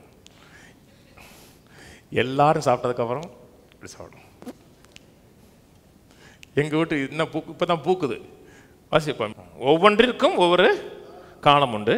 அப்படின்னா ஒரு சீசன் உண்டு. வானத்தின் கீழே இருக்கிற ஒவ்வொரு காரியத்திற்கும் ஒவ்வொரு சமயம் உண்டு. பிறக்க ஒரு காலம் உண்டு, இறக்க ஒரு காலம் உண்டு, நட ஒரு காலம் உண்டு, நட்டதை பிடுங்க ஒரு காலம் உண்டு, கொல்ல ஒரு காலம் உண்டு. அந்த காலத்தில் யுத்தம் பண்ணுவதற்கான சீசன் இருந்துச்சு. யுத்தத்துக்கு பெறப்படுகிற சீசன் இருந்துச்சு. அங்கே போய் என்ன பண்ணுவாங்க? நல்லா இருக்கீங்களா, நீங்கள் சாப்பிட்டீங்களா, அங்கே எதுக்கு போகிறாங்க? அதுதான் அது அன்னைக்கு காலத்தில் எழுதுறாங்க. கொல்ல ஒரு காலம் உண்டு, குணமாக்க ஒரு காலம் உண்டு, இடிக்க ஒரு காலம் உண்டு, கட்ட ஒரு காலம் உண்டு, அள ஒரு காலம் உண்டு, நகைக்க ஒரு காலம் உண்டு, புலம்ப ஒரு காலம் உண்டு, நடனம் பண்ண ஒரு காலம் இருக்குது. நைட்டு 12 மணிக்கு நடனம் ஆடக்கூடாது. நைட்டுக்கு 12 மணிக்கு நடனம் ஆடிங்கன்னா வீட்டில் இருக்க எல்லாருமே பயப்படுவாங்க. காலைல ஒரு 10 மணி வரை வெயிட் பண்ணுங்க, நான் கட்டாயம் கூட்டு போயிடுறேங்கன்னு சொல்லுவாங்க. நடனம் பண்ண ஒரு காலம் உண்டு, கற்களை எரிந்து விட ஒரு காலம் உண்டு, கற்களை சேர்க்க ஒரு காலம் உண்டு, தழுவ ஒரு காலம் உண்டு, தழுவாமல் இருக்க ஒரு காலம் உண்டு, தேட ஒரு காலம் உண்டு, இழக்க ஒரு காலம் உண்டு, காப்பாற்ற ஒரு காலம் உண்டு, எரிந்து விட ஒரு காலம் உண்டு, கிழிக்க ஒரு காலம் உண்டு, தைக்க ஒரு காலம் உண்டு, மௌனமாக இருக்க ஒரு காலம் உண்டு, பேச ஒரு காலம் உண்டு, சிநேகிக்க ஒரு காலம் உண்டு, பகைக்க ஒரு காலம் உண்டு, யுத்தம் பண்ண ஒரு காலம் உண்டு, சமாதானம் பண்ண ஒரு காலம் உண்டு. எல்லாவற்றுக்கும் ஒரு காலம் இருக்கிறது. நல்லா கவனிங்க. எல்லாவற்றுக்கும் ஒரு காலம் இருக்குன்னா சில காரியத்துக்கு காலம் இல்லாத நேரமும் இருக்கும். ஒன்றை செய்வதற்கு ஒரு காலம், செய்யாமல் இருப்பதற்கு ஒரு காலம் இருக்கு. கவனிக்கிறீங்க? அப்படித்தானே? செய்வதற்கு ஒரு காலம், செய்யாமல் இருப்பதற்கு காலம். இது செய்யக்கூடிய காலமா செய்யக்கூடாத காலமான்னு எப்படி தெரியும்னா ஆவியானவர் தெரியும். 11ஆம் வசனம், அவர் சகலத்தையும் அதனின் காலத்தில், அவர் கரெக்டான டைமிங்கில் செய்கிறாரா? அவர் சகலத்தையும் அதனின் காலத்தில் நேர்த்தியாக செய்திருக்கிறார். உலகத்தையும் அவர் உள்ளத்தில் வைத்திருக்கிறார். ஆதலால் தேவன் ஆதி முதல் அந்த மட்டும் செய்து வர கிரியைகளை மனுஷன் கண்டுபிடியான். அவரை கண்டுபிடிக்கணும்னா கர்த்தருடைய ஞானம் வேணும், கர்த்தருடைய அறிவு வேணும், கர்த்தருடைய ஒத்தாசை வேணும், ஆவியானுடைய உதவி வேணும். ஒரு காரியத்தை இம்மெச்சூரான டயத்தில் செஞ்சிட்டிங்கன்னா ஃபெயிலியர். உங்களுக்காக அந்த காலம் நிறைவேறி வரல, நீங்கள் அவசரப்பட்டு மாம்சத்தில் ஒரு முடிவு எடுத்தீங்கன்னா அத்தனை கொலாப்ஸ் ஆயிரும். ஒவ்வொரு காரியத்திற்கும் ஒரு டைமிங் உண்டு. பிரசங்க 8 எடுங்க. நோக்கம் தெரிஞ்சு தவறான நேரத்தில் செஞ்சோம்னா ஃபெயிலியர். பிரசங்க 8:4, ராஜாவின் வார்த்தை எங்கேயோ அங்கே அதிகாரம் உண்டு. நீ என்ன செய்கிறீர் என்ற அவனுக்கு சொல்லத்தக்கவன் யார்? கற்பனைகளை கை கொள்ளுகிறவன் ஒரு தீங்கை அறியான். ஞானியின் இருதயம் காலத்தையும் நியாயத்தையும் அறியும். ஞானியுடைய இருதயம் காலத்தையும் அறியும், நியாயத்தை அறியும். நோக்கம் தெரியும், நோக்கத்தை நிறைவேற்றக்கூடிய டைமிங் தெரியும். அதான் வெற்றிங்க. மோசேக்கு நோக்கம் தெரிஞ்சு, நம்ம தான் டெலிவரர்னு தெரியுது, அவன் தான் ஜட்ஜுன்னு அவனுக்கு தெரியுது. ஏன்னா பிறக்கும் போதே கர்த்தர் சொல்லிட்டார். நோக்கம் தெரிஞ்சிருச்சு, டைமிங் மிஸ் ஆயிடுச்சு. 10 வருஷத்துக்கு முன்னாடி செய்கிறார். 10 வருஷத்துக்கு முன்னாடி செஞ்சதுனால 30 வருஷம் தள்ளி போயிடுச்சு. அழைப்பும் கிருபை வரங்களும் மாறாது. அந்த மனுஷனை கூட செய்யணும்னு நினைச்சாரு, வேற ஆள் இன்னைக்கு இல்லை, அவனை ஒருத்தன் தான் உருவாக்கி வச்சிருக்கிறாரு. நோக்கம் தெரியுது, நான் தான் இஸ்ரேல் மக்களை விடுவிக்கிறவன், டெலிவரர் நல்லா தெரியுது. போய் நியாயம் விசாரிக்கிறாரு. டென்ஷனில் கொண்டுட்டார், ஒரு எகிப்தியனை கொண்டுட்டார். அடுத்த நாள் 2 எபிரேயன் சண்டை போடுறான். சண்டை போடும்போது இவருக்கு நோக்கம் தெரியுது, இவர் தான் நியாயாதிபதி, நியாயம் விசாரிக்கிறவர், ஜட்ஜ் பண்ணுறவர், டெலிவரரு. போய் சொன்ன உடனே எனக்கு மேலே உங்களை அதிகாரியை வச்சது யார், உன்னை ஜட்ஜ் பண்ணுறதுக்கு வச்சது யார், நேற்று அவனை கொண்டது மாதிரி என்னையும் கொல்ல பார்க்குறியான்னா. அவன் நைஸாக அடக்க பண்ணியெல்லாம் நினச்சான், ஊருக்கே தெரிஞ்சிருச்சு. அதுக்கப்புறம் உயிருக்கு பயந்து ஓடுறான். 30 வருஷம் இஸ்ரேல் மக்களுடைய அந்த விடுதலை காலம் தள்ளிச்சு. கர்த்தர் சொன்னார் 400 வருஷத்தில் திரும்பி வருவாங்கன்னாரு. எப்போ வந்தாங்க? 430 வருஷம் ஆச்சு. கர்த்தர் ஆதியாமத்தில் சொன்னது 400 வருஷம், யாத்ராமத்தில் நடந்தது 430 வருஷம். ஏன் 30 வருஷம் தள்ளிச்சு? ஒருத்தர் வந்து அவசரப்பட்டு செஞ்சார். Wrong timing. கர்த்தருடைய சித்தம் அறிகிறது மட்டும் இல்லைங்க, கரெக்ட் டைமிங்கில் தெரியணுங்க. கரெக்ட் டைமிங்கில் அடிக்கிறதா வெற்றி. இயேசு பரிசுத்தாவினால் அபிஷேகம் பண்ணப்படுகிறார், ஞானஸ்நானம் பண்ணப்படுகிறார். இவரை நேசகுமாரன் இவர் மேல் பிரியமாக இருக்கிறேங்கிற சத்தம் உன்னதத்திலிருந்து வந்துருச்சு. மேலே மலையில் ஏறார், சோதிக்கப்படுகிறார். பிசாசு சொல்கிறான், என்னை தாழ விழு, உலகத்தின் சகல ராஜ்யத்தை திருப்பி கொடுத்துறேன் உன்ட்ட. ஆதாம் இழந்தான், நான் கொடுத்துறேன். இவர் விழலை. டைமிங் தப்பு, வழி தப்பு, வே தப்பு, மெத்தட் தப்பு. அவர் விழுந்தாரா? விழுந்தா கொடுக்க மாட்டான், இவரும் பதிச்சிடும். ஆனால் டைமிங் தப்பு, மெத்தடு தப்பு. பிரசங்க 8:5 திரும்பி வாசிக்கிறேன் பிற்பகுதி. ஞானியின் இருதயம் காலத்தையும் நியாயத்தையும் அறியும். இதை 2 டிரான்ஸ்லேஷனில் போடுப்பா. A wise person does the right thing at the right time. இது வந்து new century version, NCV. A wise person does the right thing at the right time. ஞானமுள்ள மனுஷன் சரியான காரியத்தை சரியான நேரத்தில் செய்வான். நோ டிரான்ஸ்லேஷன், இது good news Bible. A wise person knows how and when to do it. ஞானமுள்ள மனுஷன் எப்படி எப்பொழுது செய்யணும் தெரியும். அதான் ஞானமுள்ள மனுஷன். ஞானமுள்ள மனுஷன் ஒவ்வொரு காரியத்திலையும் தேவ ஆவியானவர் சார்ந்திருப்பான். கரெக்ட் டைமிங்கில் செய்வான். தப்பான டைமிங்கில் போக மாட்டான். அதனால தான் உன்னை ஞானி என்று என்னாதே. ஒரு ஞானி உள்ளே இருக்கிறார், 24 மணி நேரம் ஞானி இருக்கிறார். அவரை சார்ந்து வாங்க டைமிங்கும் தெரியும், சரியாக அவங்க செய்ய முடியும். ஏசு தாங்க பர்ஃபெக்ட் எக்ஸாமு. ஒரு காரியத்தை கூட அவசரப்பட்டு முன்னாடியும் செய்யலை, சோம்பேறியாக லேட்டாகவும் செய்யலை. எக்ஸாக்ட் டைமில் செய்கிறார். ஒவ்வொருவரும் கரெக்ட் டைமிங். அது காலம் நிறைவேறின பின்பு குமாரன் அனுப்புனார். அவர் பதறினாரா? நம்மனா பதறியிருப்போம். நானா பதறியிருப்பேன். அன்னைக்கே ரட்சகரை அனுப்பியிருப்பேன். மனிதன் பாவம் செஞ்ச உடனே ரட்சகரை அனுப்பலங்க. காலம் நிறைவேறுகிற டைமிங்காக வெயிட் பண்ணாருங்க அவர். அதான் சக்சஸ். தேவன் நமக்கு வைத்திருக்கிற நோக்கங்கள் திட்டங்களை மாம்ச அறிவை கொண்டு அறிந்து கொள்ள முடியாது. 1 கொரிந்தியர் சொல்றாரு, தேவன் தம்மில் ஆயத்தமிழர்களுக்கு அன்பு கூறுகிறவர்களை கண் காணவில்லை, காது கேட்கவில்லை, மனிதனுடைய இருதயத்தில் தோன்றவில்லை. நமக்கோ தேவன் தமது ஆவியின் மூலமாக சகலத்தை வெளிப்படுத்துகிறார். வெளிப்படுத்துகிற ஒரு காரியம் டைமிங். சித்தத்தை மட்டுமல்ல, காலத்தையும் சொல்லி கொடுக்குறார் கர்த்தர். சொன்னாருங்க, நான் எதை செய்கிறதை பார்க்கிறோனோ அதை செய்கிறேன், எதை பேசும்படியாக அறிகிறோனோ அதுதான் செய்கிறேன்னாரு. வாசிப்போம். அதனால் எப்பவுமே நான் பேக்கு எனக்கு ஒன்றும் தெரியாதுன்னு சொல்லாதீங்க. எனக்கு ஒன்றும் தெரியாது, நான் பேக்கு. எனக்குள்ள ஒருத்தர் ஞானி இருக்கிறார். அந்த ஞானி சகலத்தை ஞானன்னு சொல்லி கொடுக்குறார். நான் சரியான நேரத்தில் சரியான இடத்துல சரியானதை செய்வேன்னு சொல்லிட்டே இருங்க. வாசிப்போம். யோவான் 2:1 3ஆம் நாளிலே கலிலேயாவில் உள்ள கானா ஊரில் ஒரு கல்யாணம் நடந்தது.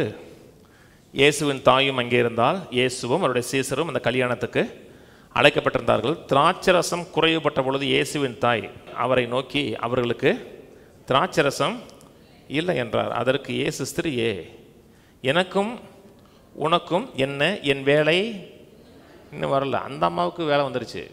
அந்த அம்மா பதறுது. அந்த அம்மாவுக்கு அந்த அம்மாவுக்கு கெட்ட பேர் இருக்கு, எப்படி தப்பா பெத்துட்டான்.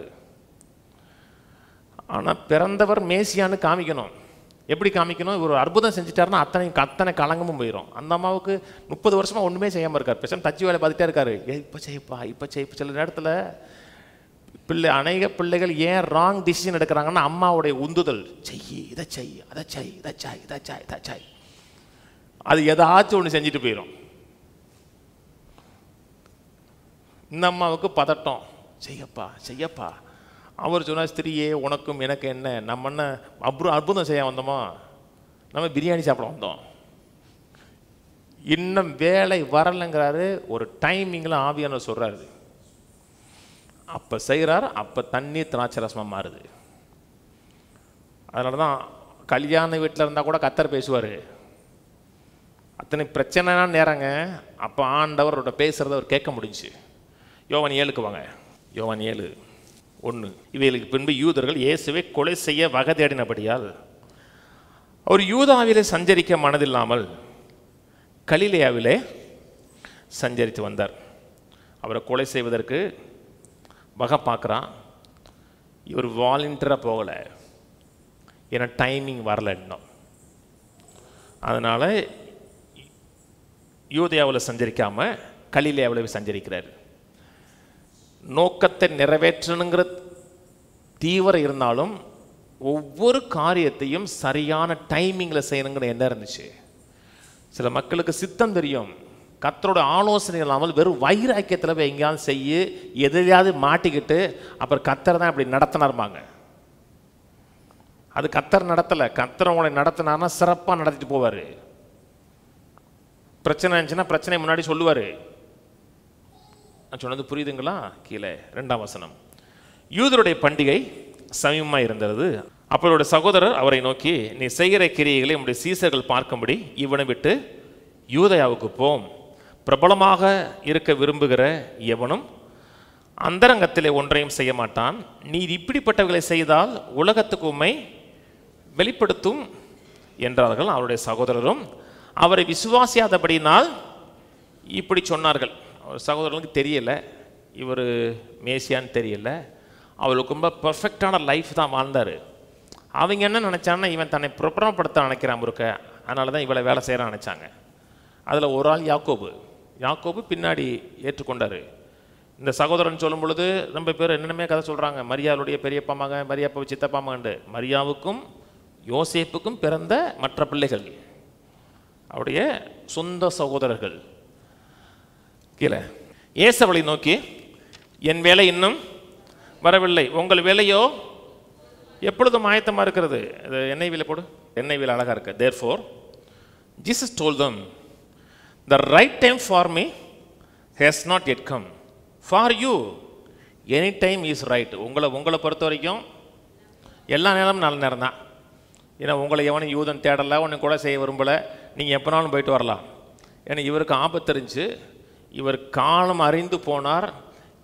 நல்லா கவனிங்க, நம்முடைய நோக்கத்தை நிறைவேற்றுவதற்கு யாருமே புஷ் பண்ண இடம் கொடுக்கூடாது. அது உங்களுக்கும் தேவனுக்கும் மட்டும்தான் இருக்கணும். அதுக்காக சும்மாவே இடிச்ச புலி மாதிரி உட்காரக்கூடாது. வேலை செஞ்சுட்டே இருக்கணும். உங்கள் அப்பா அம்மா உங்களை செய்ய சொல்லுவாங்க, அதை செய்ய சொல்லுவாங்க. ஆனால் யாரையோ ஒருத்தவங்க புஷ் பண்ணுறதுனால நீங்கள் ஒரு தொழிலையோ ஒரு படிப்பை தேர்ந்தெடுக்கக்கூடாது. உங்களுக்கும் தேவனுக்குள்ள ஒரு ரைட் கம்யூனிகேஷன் இருக்கணும். கீழே 7ஆம் வசனத்தை வாசிப்போம். உலகம் உங்களை பயக்க மாட்டாது. உலகம் அவங்கள பயக்காது. ஏன்னா இவங்களுடைய கிரியும் உலகத்தின் கிரியும் ஒத்து போகுது. அதன் கிரியைகள் பொல்லாதவைகளாக இருக்கிறது என்று நான் சாட்சி கொடுக்கிறபடினா அது என்ன பயக்கிறது. நீங்கள் போகலாம், ஆனால் இப்போ நான் போக முடியாது. ஏன்னா கொலை செய்ய வகை தேடுகிறார்கள். நீங்கள் இந்த பண்டிகைக்கு போங்கள், என் வேலை இன்னும் வராதபடியால் நான் இந்த பண்டிகைக்கு இப்பொழுது போகிறதில்லை என்றார். இவைகளை அவர்களுக்கு சொல்லி பின்னும் கலிலியாவிலே தங்கினார். அவருடைய சகோதரர் போன பின்பு அவர் வெளியரங்கமாய் போகாமல் அந்தரங்கமாய் பண்டிகைக்கு போனார். பண்டிகையிலே யூதர்கள் அவரை தேடி அவர் எங்கே இருக்கிறார் என்றார்கள். ஜனங்களுக்குள்ளே அவரை குறித்து முறுமுறுப்புண்டாயிற்று. சிலர் அவர் நல்லவர் என்றும், வேறு சிலர் அப்படியல்ல, அவன் ஜனங்களை வஞ்சிக்கிறவன் என்றும் சொல்லி கொண்டார்கள். ஆனால் யூதருக்கு பயந்திருந்ததினாலே ஒருவனும் அவரை குறித்து தாராளமாக பேசவில்லை. பாதி பண்டிகையான பொழுது இயேசு தேவாலயத்தில் போய் உபதேசம் பண்ணினார். பாதி பண்டிகை வரும் பொழுது உபதேசம் பண்ணார். இங்கே தான் சொல்கிறார், என்னில் விசுவாசம் உள்ளவனுக்கு ஜீவ தண்ணீர் உள்ள நதிகள் போடனார். அப்போ தான் பண்டிகையுடைய அந்த தண்ணி ஊற்றுற நேரம். அது வரைக்கும் வெயிட் பண்ணார். வெயிட் பண்ண உடனே ஆண்டவர் சொன்னார், நீ போன்னு சொன்னார். போன உடனே போனாரா? ஆனால் இன்னொருத்தன் சொன்ன நேரத்தில் போல. அதான் கரெக்ட் டைமிங். ஏதாச்சும் பிரச்சனை வந்துச்சா ஒரு பிரச்சனை வரல, அவர் சொல்கிறது அத்தனை பேர் கேட்டான். நோக்கம் அறிகிறது மட்டுமல்ல, சித்தம் தெரியணும். அப்போ பாஸ்டர் நான் ஒவ்வொரு காரியத்துக்கும் கத்தட்ட கேட்டு தான் செய்யணுங்கிறீங்களா? அதைத்தான் இவ்வளோ நேரம் சொல்கிறேன். இப்போ உங்களுக்கு தெரிஞ்சிருச்சுல. ஒவ்வொரு காரியத்தையும் கத்தட்ட கேளுங்க, என்ன செய்யணும் கேளுங்க, ஏது செய்யணும் கேட்டிங்கன்னா உங்கள் வாழ்க்கைக்கான சகல நோக்கத்தையும் திட்டத்தையும் கரெக்டாக சொல்லுவார். லாசரஸ் வியாதி படிக்கல இருக்கார். லாசருவை இயேசு நேசிக்கிறார். வாசிங்க யோவான் 11:5. இயேசு மார்த்தாளிடத்திலும் அவருடைய சகோதரனிடத்திலும் லாசருவினிடத்திலும் அன்பாக இருந்தார். அவன் வியாதியாக இருக்கிறதாக அவர் கேள்விப்பட்ட பொழுது தாம் இருந்த இடத்துல பின்னும் 2 நாள் தங்கினார். வியாதியாக இருக்கான்னு சொல்லி விட்றாங்க. நீ நேசித்த லாசர் வியாதியாக இருக்கான்னு சொல்லி விட்றாங்க. இவருக்கு தெரியும் கொஞ்சம் வெயிட் பண்ணால் செத்துருவாண்டு. பர்பஸாக வெயிட் பண்ணுறாரு. பதட்டத்தில் போல உணர்ச்சிகள் அவரை தூண்டி விட்டு செய்யலை. நம்மன்னா என்ன பண்ணுவோம்னா கேட்கலாம் மாட்டோம். பதட்டத்தில் விழுந்தடிச்சு ஓடுவோம். ரிலாக்ஸாக உட்காந்துருக்கிறாரு.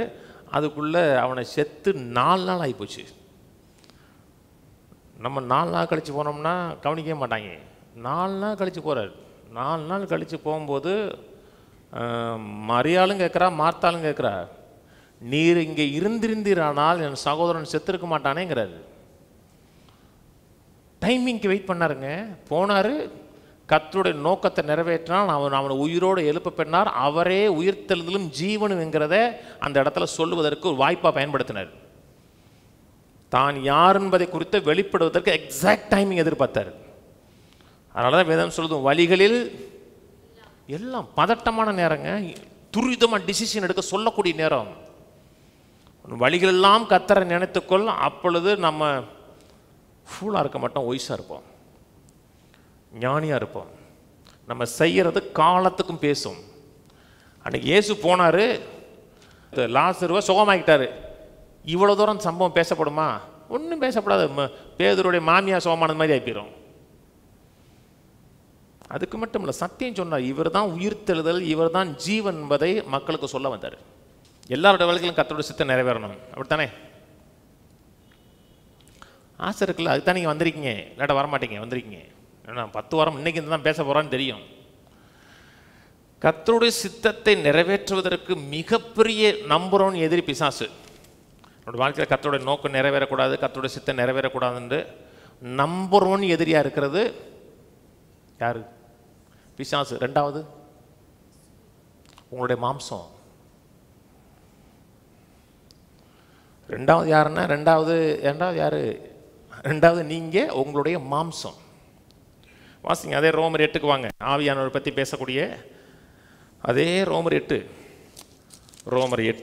5ஆம் வசனத்திலிருந்து, அன்றியின் மாம்சத்தின்படி நடக்கிறவர்கள் மாம்சத்துக்குரியவைகளை சிந்திக்கிறார்கள், ஆவியின்படி நடக்கிறவர்கள் ஆவிக்குரியவைகளை சிந்திக்கிறார்கள். மாம்ச சிந்தை மரணம், ஆவியின் சிந்தையோ ஜீவனும் சமாதானமாகும். எப்படி என்றால், மாம்ச சிந்தை தேவனுக்கு விரோதமான பகை, அது தேவனுடைய நியாயப்பிரமாணத்துக்கு கீழ்ப்படியாமலும் கீழ்ப்படியக்கூடாமலும் இருக்கிறது. மாம்சத்துக்குட்பட்டவர்கள் தேவனுக்கு பிரியமாயிருக்க மாட்டார்கள். மாம்சத்துக்குட்பட்டவர்கள், மாம்சத்தினால் வழிநடத்தப்படுகிறவர்கள் தேவனுக்கு பிரியமாயிருக்க மாட்டார்கள். தேவனுடைய நோக்கத்தை, தேவனுடைய சித்தத்தை அவரால் நிறைவேற்ற முடியாது. பிரியமா இருக்க மாட்டார்கள்னா தேவனுடைய அல்டிமேட் பர்பஸ் அவங்க வாழ்க்கை நிறைவேறாது. அவங்களை நடத்துகிறது ஆவி கிடையாது, அவங்களை நடத்துகிறது மாம்சம். இன்னைக்கு உங்க மாம்சம் நடத்தலை, உங்களோட ஆவி நடத்துச்சு. அதனால தான் உள்ள வந்திருக்கீங்க. எல்லாரையும் இன்னைக்கு ரொம்ப பேர் வரல. ஏன் வரல? மாம்சம் நடத்திருக்கு. இதுக்கு டயர்டாக இருக்கு, இப்போ தான் வேலைக்கு போயிட்டு வந்திருக்கோம், சூசுவான்னு உட்காரலான் இருக்கு. மாம்சம் வேணாங்குது, ஆவி உற்சாகமாக இருக்கு. ஏன் சொன்னார் கெத்செமனே தோட்டத்தில், ஆவி உற்சாகமானது, மாம்சம் பலவீனமானதுன்னாரு. உங்களை ஆத்துமா போகலான்னு சொல்லும், மாம்சம் சொல்லும் வேணாமே வீட்டில் உட்காந்து பார்ப்போமேன்னு சொல்லும். வீட்டில் உட்காந்து பார்த்தோம்னா இதெல்லாம் தெரியாது, உள்ளே போகாது. ஏன்னா அங்கே வந்து உங்களுக்கு சுற்றி டிஸ்ட்ராக்ஷன் இருந்துகிட்டே இருக்கும். ஒவ்வொரு நாளும் தேவனுடைய நோக்கத்தை நிறைவேற்றுவதற்கு மாம்சத்தை கீழே வச்சுட்டே இருக்கணுங்க. வசனம் என்ன சொல்லுது, ஆவியானவர் என்ன சொல்றாரு? நம்ம ஒவ்வொருவரும் சும்மா இல்லை, நோக்கம் இருக்கு. அந்த நோக்கத்தை நிறைவேற்றுக்க ஒவ்வொருவருக்கும் கர்த்தர் கிருபை கொடுத்துருக்கிறாரு, ஒரு வல்லமை கொடுத்துருக்கிறாரு. ஆனால் மாம்சத்தினால் முற்றிலுமா டாமினேட் பண்ணப்படுகிறோம் என்றால் தேவனுடைய சித்தத்துக்கு விரோதமாக இருப்போம். மாம்ச சிந்தை தேவனுக்கு விரோதமான பகை. மாம்ச சிந்தை என்ன? அதாவது நமக்கு இன்ஃபர்மேஷன் 2 விதத்துலேருந்து வருது. இந்த மாம்சங்கிறது நியூட்ரல், இந்த 5 சென்ஸ்லேருந்து வரக்கூடிய காரியத்திலேருந்து உள்ளே வருது. உள்ள எது வருதோ அதனால் மாம்சம் டாமினேட் பண்ணப்படும். உங்கள் மனசு எதே ஒரு காரியத்தை தானாக விரும்பாது. முதல்ல ஒரு இன்புட் உள்ளே போகுது. இன்புட் போனதுக்கப்புறம் எந்த இன்புட் போனதோ அந்த இன்புட் படியே மனசு நடக்கணும் வாஞ்சிக்குது. நான் சொன்னது புரியுதுங்களா? அப்போ ஜெயிலர்னு ஒரு போஸ்ட் போடுறான், பார்த்த உடனே நமக்கு வராத சிலர் வந்து கம்யூனியில் வர பாடுறாங்க. அப்போ உங்களுக்கு என்ன வரும்? கம்யூனிலேயே ஜெயிலரை பாடுறாங்கன்னா அப்போ பெரிய ட்ரூத் இருக்குன்னு உங்களுக்கு மனசு அந்த வெளியே இருந்த தகவலின்படி அப்படி ஈர்க்கப்படும். இப்போ மனசு உள்ளே போகாது, உள்ள ஆவியானவர்கிட்ட எந்த கேள்வியும் கேட்காது. மனசு ஒன்று உள்ளிருந்து தகவல் எடுக்கணும், இல்லைன்னா வெளியிருந்து தகவல் எடுக்கணும். நாம் எடுக்கிற அத்தனை தகவலும் வசனத்துக்கு விரோதமாக வெளியே கிடக்கிற தகவலின் அடிப்படையிலே கிடைச்சோம்னா அது மாம்ச சிந்தையாக அந்த மனது மாறும். ஏன்னா கிடைக்கிற அத்தனை இன்ஃபர்மேஷனும் 5 சென்ஸ் மூலமாக கிடைக்கக்கூடிய மாம்சம் சொல்லும் பொழுது இந்த மாம்சம் இல்லை, சுற்றி இருக்கிற உலகத்திலிருந்து எடுக்கக்கூடிய தாட்ஸு. அது தேவனுக்கு விரோதமான பகை, தேவனுடைய நோக்கத்தை நிறைவேற்றுவதற்கு அல்டிமேட் தடையாக இருக்கும். மாத்தா மரியாட்ட ஆண்டவர் சொல்கிறார் பார்த்தீங்களா, மரியாள் தன்னை விட்டு எடுபடாத தேவையானது ஒன்று என்ன, வேற எந்த டீவியேஷன் இல்லாமல் கர்த்தருடைய வார்த்தை சிந்திக்கிறது, அந்த வார்த்தையே நோக்கி பார்க்கறது. அதனால தான் மனசு ரொம்ப முக்கியங்க. கிறிஸ்தவத்தில் ரட்சிப்புக்கு அப்புறம் ஆவி சேஃபு. மனதில் ஒரு காரியத்தை உள்ளே விட்டீங்க, ஒன்றும் இல்லைங்க. யூடியூப் பார்க்குறீங்க, ஒரு லிங்க் வந்துருச்சு. லிங்க் வந்து அது 2 நிமிஷம் பார்த்துட்டீங்க, சரி வேணாம் அப்படின்னு சொன்னோன்னே திரும்பி சாயங்காலம் போகும்போது என்ன சொல்லும் அந்த மனசு? அது என்ன தான் சொல்கிறான்னு பார்த்துருவோமே அப்படின்னு சொல்லும். கட்டாயம் சொல்லும். உங்களுக்கு எப்படி தெரியும்? எனக்கும் சொல்லிச்சு.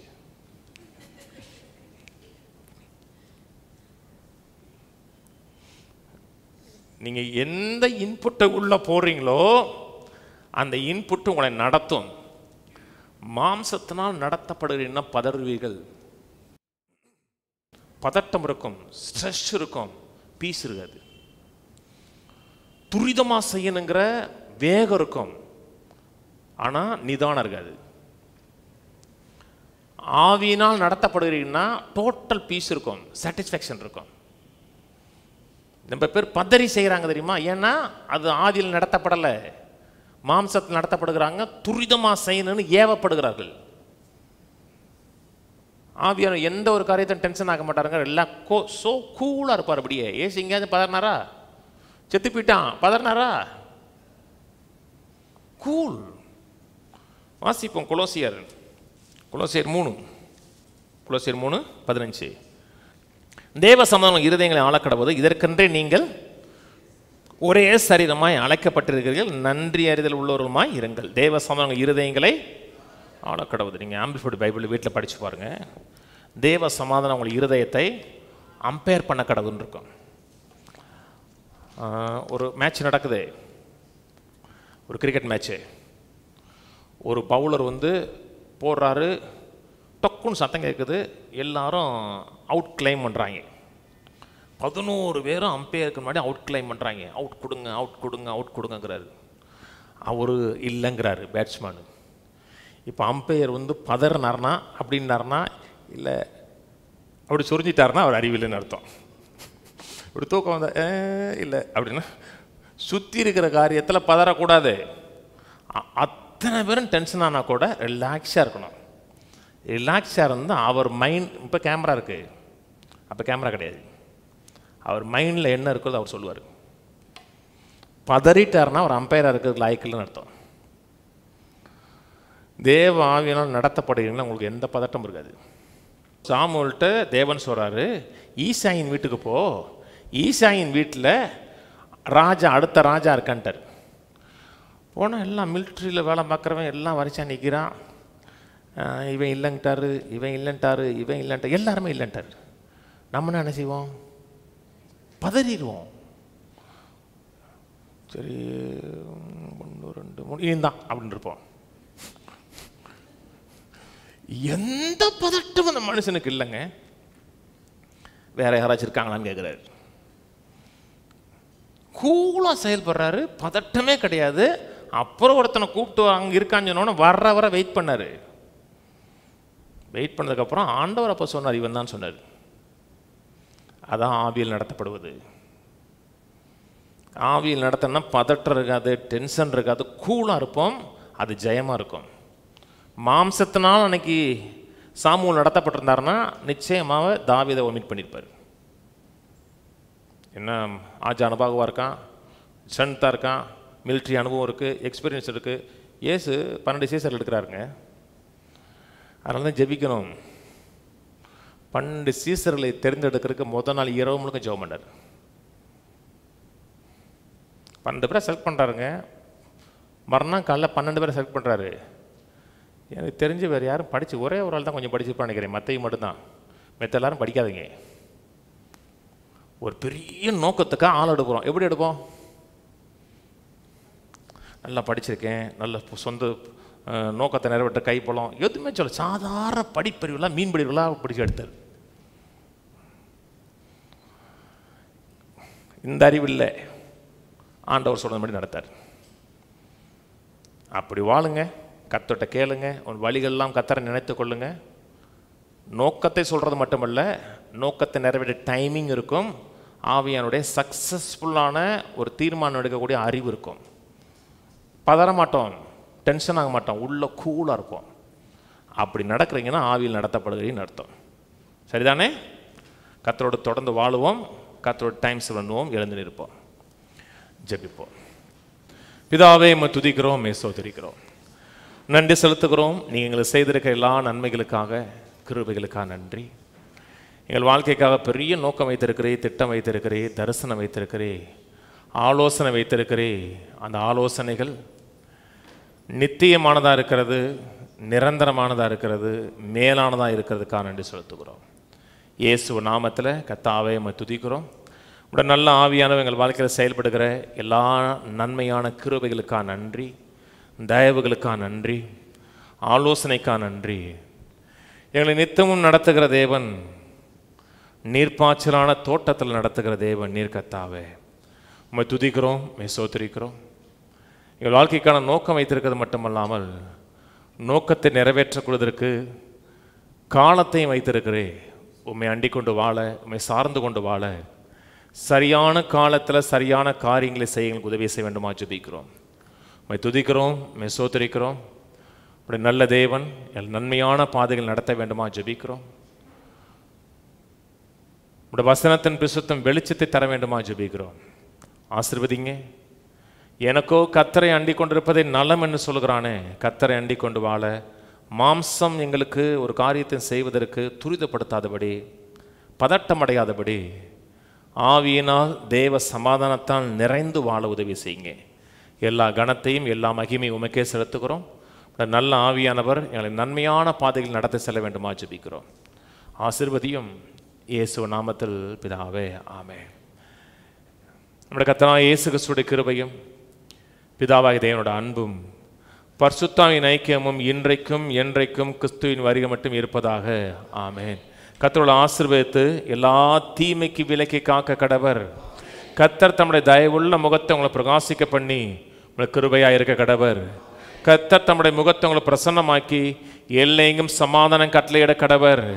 கர்த்தரோட ஆசீர்வதித்து ஜீவனோடு சுகத்தோடு தீர்க்காயுசோடு ஒரு நோயும் பலவீனமும் அணுகாமல் 120 ஆண்டுகளுக்கு மேலாக நிறைவாக வாழ வைப்பாராக. ஆமென், ஆமென், ஆமென்.